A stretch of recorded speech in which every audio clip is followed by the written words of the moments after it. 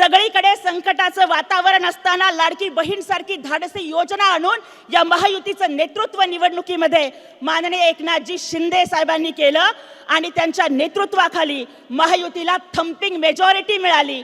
त्या महायुतीच्या विजयाचे शिल्पकार हे फक्त महाराष्ट्रातल्या कोट्यावधी लाडक्या बहिणींचे भाऊ एकनाथजी शिंदे साहेब आहेत।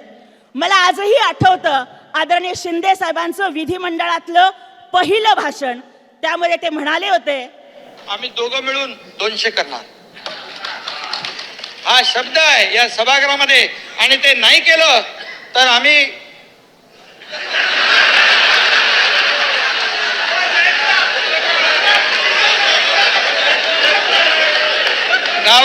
गावाला शेती करायला जाईल।